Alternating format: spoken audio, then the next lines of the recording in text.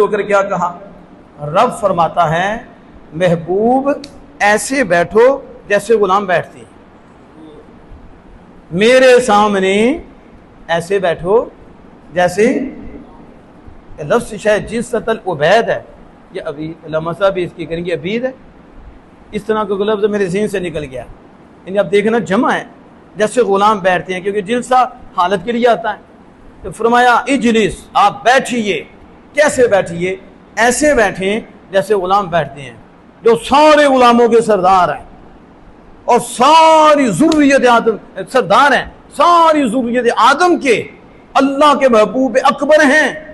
और उन्हें अल्लाह पाक क्या फरमाता है? क्योंकि हमारे आका को अदब सिखाने वाला खुद खालिक कायनात है, और हमें तो वहां से अदब मिला ना।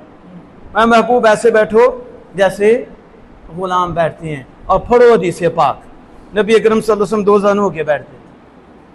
देखो इमामुल अंबिया हैं, सबके सरदार हैं, बैठते कैसे हैं? दो जानों। सहाबा भी तो वहां मौजूद है और आप दो जानों के बैठ रहे हैं। पता है जिब्रील जब आए थे तो हुजूर दो जानों बैठे थे, तो जिब्रील भी हुजूर सल्लल्लाहु अलैहि वसल्लम के सामने दो जानों बैठे थे, और जिब्रील ने अपने घुटने आमिना के लाल सल्लल्लाहु अलैहि वसल्लम के घुटनों के साथ जोड़ दिए थे, मुझे भी बरकत हासिल हो जाए। ये जिब्रील आगे समझा रहे थे, उस्ताद के सामने यूं बैठा करते हैं, और उस्ताद भी आमिना के लाल है सल्लल्लाहु ताला। आज तो पता नहीं उस्ताद के सामने ये बेचारी बकरी बना होता है और पीछे जाके उस्ताद के खिलाफ दरिंदा बना होता है, और ये तरह तरह की बातें करता है ना, नुकसान है उसका। अब जिब्रील भी आके दो जानू होके बैठी हैं, और बैठकर उन्होंने बताया है यूं आका के सामने बैठा करते हैं। अब हुजूर सल्लल्लाहु अलैहि वसल्लम अल्लाह के सामने यूं बैठते, और फिर आप सल्लल्लाहु अलैहि वसल्लम उकड़ू भी बैठ जाते। कैसे बैठते? उकड़ू समझते? तो हर चीज़ कमजोरी वो बैठ के बताए। इब्राहिम बैठे उकड़ू, दोनों टांगे ऊपर कर लो, चित्तर नीचे रहे, हाथ बांध लेती हैं, चुत्तर पे बैठती हैं। अब बताओ एक बहुत बड़ा फ़कीर और आलिम हो, मजमा लगाओ, तो इस तरह बैठो। एक आगे लोग हैं, लोगों के सामने नहीं, इज्जत दीन से मिली है, इज्जत रब ने दी है। ये लोगों के सामने फिर तकब्बुर की सूरत आएगी। किसकी आएगी? उसने लोगों को नहीं देखना होगा मैं तो कुछ भी नहीं हूं, जब मेरे आका यूं बैठा करते थे। असल ये है दादा साहब जो समझाना चाहते हैं, और तू बंदे के सामने नहीं बैठा, तू खालिक के कायनात जल्ला वाला के सामने बैठा है। ये अदब तू रब का कर रहा है। इसलिए हुजूर उकड़ू भी बैठते, हुजूर चार जानू भी बैठते चौकड़ी मार के, ये भी सुन्नत है, यूं भी बैठते, और आप दो जानू भी बैठते, और आप दूध भी धोते। आज कहना साड़ा नक भी साफ करो, क्योंकि हम तो आपके रूहानी पेशवा हैं। हर चीज उठा के उधर, हर चीज इस तरह, और सहाबा से बढ़ के भी क्यों हुजूर का अदब करने वाला। लेकिन आका दो जहां सल्लल्लाहु अलैहि वसल्लम खुद अपने हाथ से काम करते थे, अपने हाथ से तालीम दे रहे थे ना सय्यद आलम सल्लल्लाहु अलैहि वसल्लम। लेकिन बात मैं कर रहा हूँ मुशाहदा की, किसकी? तो हुजूर यूं बैठे, तो हमने क्यों कैसे बैठना? दो जानू, थक जाओ चार जानू, ठीक है, मजीद हो जाए टांगे उठा लो। नीयत क्या करो? आका की सुन्नत है, अल्लाह का अदब है।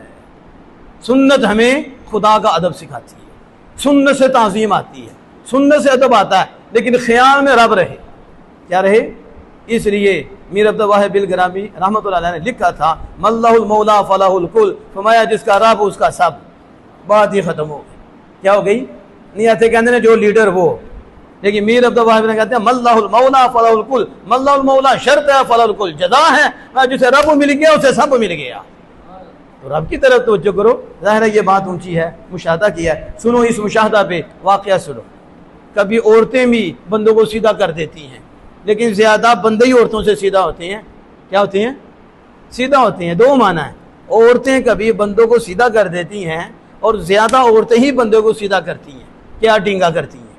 यानी बदतमीज़ बनाती हैं, दीन के खिलाफ कर लेती हैं, और फिर वो औरत का गुलाम बन जाता है। और बाद औरतें भी बंदे को सीधा कर देती हैं, खुदा का बंदा बना देती हैं। बाद ऐसी औरतें भी हैं जिसकी वजह से बिगड़ा हुआ भी अल्लाह का बंदा बन जाता है, उसकी इस्लाह हो जाती है। इसके मुताबिक दादा साहब रहमतुल्लाह अलैह ने कश्मजू में लिखा कि एक बसरा का अमीर आदमी था, और उसका एक बाग था। वो एक दिन अपने बाग में चला गया, चश्मश बर जमाल जन बर जगर उफ्तार, उसकी जो आंख थी वो बागबां की, यानी माली हमारे यहाँ बोलते हैं, बागबां की बेगम के जमाल पे पड़ गई। इसका मतलब है कि बागबान की बीवी खूबसूरत थी और उस मालदार रईस की नज़र जब उस पे पड़ी वो रईस गुलाम हो गया। क्या हो गया? ये ऐसा इश्क है कि मालदार हो तो गुलाम हो जाता है। किसका? हुस्न का, औरत का। और इश्क मुसव्वा ऐसा है कि गरीब हो तो मालदार हो जाता है। क्या हो जाता है? हुजूर की मोहब्बत, अल्लाह की मोहब्बत गरीब को बादशाह बना देती है, और यहाँ दुनिया का दुनियादार मालदार जब दुनियावी मोहब्बत में गिरता है तो उसे गुलाम बना देती है। ये है उसका हाल। जब उसकी नजर पड़ी वो अंधा हो गया, तो नजरी से काम है। जिससे नजरी से बहकता है, सबसे ज्यादा बहक तो नजर ही से है ना, नजर रह जाती है। तो ये नजर ही पड़ी और वो क्या हो गया? दीवाना हो गया, पागल हो गया। जब वो पागल हो गया तो उसने हीला बनाया। तो उसने कहा बागबान को कि ये काम करो, जाके यूं कह लो बाजार से ये चीज ले आओ। किसी शुगल में उसे काम के लिए भेज दिया और उसकी औरत को कहा दर हा दर बंद, सारे दरवाजे बंद कर दे। अब वो मालदार था, आका था, ये गुलाम का सारे दरवाजे बंद कर दो। उसने कहा हमा दर हा दर बस्तम इल्ला यक दर के आनमी तवानम दर बस्त। उसने कहा रईस सुन, सारे दरवाजे मैंने बंद कर दिए, सारे तेरा हुक्म था कर दिए, लेकिन एक नहीं कर सकी, वो ना मैं कर सकती। अब वो कौन सा दरवाजा था कि जो वो बंद नहीं कर सकती? उधर के तो दरवाजे भाग के बंद हो गए। कहा सारे बंद कर दिए, लेकिन एक बंद नहीं किया जा सकता, ना मैं उसको बंद कर सकती हूँ। उसने कहा खुदाम दरस्त दर। उसने कहा कि खुदाम दरस्त, हाँ बताओ वो दर कौन सा है, वो दरवाजा कौन सा है जिसको तुम बंद नहीं कर सकती? गुफ्त उसने कहा आंतर के मयाने माँ वो मयाने खुदा बंदस जल्द जलालू। उसने कहा सुन रईस, तू तो अंधा हुआ है, मैं जागी हुई हूं। मुझे अल्लाह ने ये दौलत दी है कि मेरा रब है जो हर वक्त देख रहा है। कोई देखे या ना देखे, वो देख रहा है। उसका दरवाजा खुला हुआ है, वो कोई बंद नहीं कर सकता, कोई भी छुप नहीं सकता। बाकी दरवाजों से छुप जाएंगे, लेकिन एक दरवाजा खुला हुआ है, उससे कोई छुप नहीं सकता। तो कहा वो किसका दरवाजा है? कहा तेरे हमारे दरमियान खुदा का दरवाजा है, जिसे मैं बंद कर ही नहीं सकती। रईस ने जब ये जुमला सुना, हकीकी आंख खुल गई, ज़ाहरी आंख बंद हो गई, करम का दरवाजा खुल गया। और गौर व फिक्र की सोच पैदा हुई कि मैं बंदा होकर कमीना बन गया हूं, ये औरत होकर कहां पहुंची हुई है। उसके ख्याल में रब है कि कोई देखे या ना देखे, रब तो देख रहा है, तो उसके देखते हुए मुंह काला नहीं करते। ये बेदबी बेहया ही है। कल क़यामत के दिन क्या जवाब दोगे? इतना तू बेहया था कि तुझे इल्म था मैं देख रहा हूं, और मेरा ही खाता पीता रहा, हर दौलत तुझे मैंने अता फरमाई, अब तूने मेरे देखते हुए मेरी हया भी नहीं की, और तूने क्या किया? गुनाह किया है। ये तसव्वुर बंदे को नाफरमानी से रोकता है, बेअदबी से रोकता है, बदतमीजी से रोकता है। यही तसव्वुर बंदे को खुदा का बंदा बना देता है। तो जब ये उसने गौर किया तो दिल की आंख खुल गई। औरत तो होकर मुशाहदे में है और अल्लाह की हया करते हुए वो नाफरमानी नहीं कर रही, मैं बंदा हूं कि नाफरमानी कर रहा हूं? मेरे दाता हुजूर लिखते हैं बस यही औरत की बात मुशाहदे की, उसकी जब तवज्जो उधर हुई कि रब देख रहा है, इसी तवज्जो के सदके अल्लाह ने उसे तौबा की तौफीक दे दी और तौबा की, और वो बंदा बन गया। क्या हो गया? अब समझ आई है कि जब बंदे की तवज्जो यहाँ हो जाए, एक तो गुनाह नहीं करता, गुनाह अगर गाफिल हो तवज्जो दिला जाए तो शर्मिंदा हो जाता है। क्या होता है? जब शर्मिंदा होता है तो उसे अल्लाह देख रहा है, करम के दरवाजे फिर खुल जाते हैं और उसको माफ़ी नसीब हो जाती है। इसलिए ये इल्म बिल मुशाहदा की बात कर रहे थे कि आप हमेशा ये ज़हन में रखें कि हमें रब देख रहा है और इसकी मशक़ करें। क्या करें?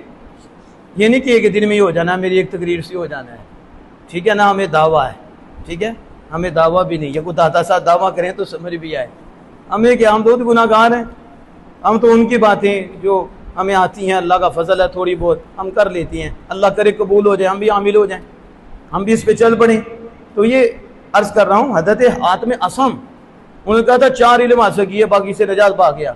उनमें एक इल्म क्या था जो हमारे बयान के मुतल्लिक है, उन्होंने ये कहा था कि मुझे ये इल्म हासिल हुआ मुझे कि खुदा ताला मुझ पे मुत्तले है, यानी खुदा ताला मुझे देख रहा है। खुदा ताला कहते 4 इल्म में से एक इल्म चौथा ये था, मुझे ये इल्म हुआ और मैंने ये जाना कि मेरा रब वो है जो हर घड़ी मुझ पे मुत्तले है, मेरे ज़ाहिर को भी जानता है, मेरे बातिन को भी जानता है, कोई शायद बातिनी भी उससे पुशीदा नहीं है उसके इल्म से, और कोई चाहे ज़ाहरी भी उसके इल्म से पुशीदा नहीं है, सारा जानता है। तो जब वो जानता है, अज़्ब शर्म दाश्तम, अज़्ब शर्म दाश्तम ना कर दनीरा दस्त बिदाश्तम, का फिर मुझे शर्म आती है। क्या कहा? जब मुझे इल्म हुआ मेरा रब मुझे देख रहा है, मेरे ज़ाहिर को भी मेरे बातिन को भी, फिर मुझे शर्म आई, और शर्म आती है कि उसके देखते हुए भी उसकी नाफरमानी करूं। आइए समझ क्या कहनी है।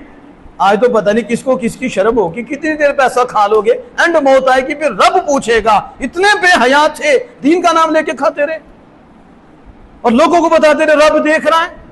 ये तू लोगों को इल्म दे रहा था, और खुद क्या कर रहा था? खुद पैसे कमा रहे थे, खुद लोगों की इधर लगा के खुद दुनिया कमा रहे थे। क्या कर रहे थे?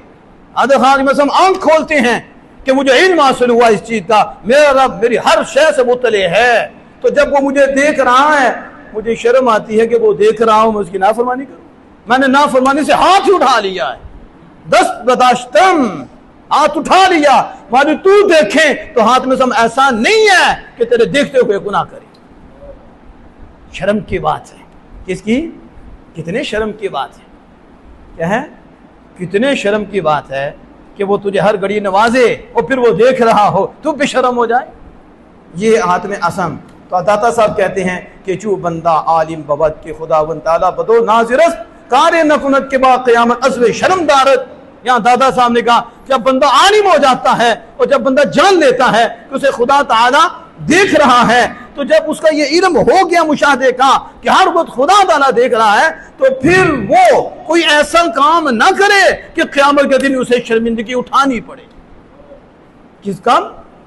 क़यामत के दिन उसे शर्मिंदगी उठानी पड़े। तो आज ही पक्का वादा कर ले कि मैंने करना भी रब के लिए है, और फिर मेरा ये तसव्वुर भी हो, कोई देखे या ना देखे, बंद कमरे में हूं, मस्जिद में ऊपर नीचे हूं, घर में हूं, बाजार में हूं, होटल में हूं, जहां भी हूं, कोई देखे या ना देखे, कैमरा देखे या ना देखे, कोई और सिक्योरिटी देखे या ना देखे, एक ज़ात वो है जो हर घड़ी करम फरमाने वाला है, वो हर घड़ी मुझे देख रहा है, मैं उसकी देखते हुए कभी बिना फरमानी नहीं करूंगा।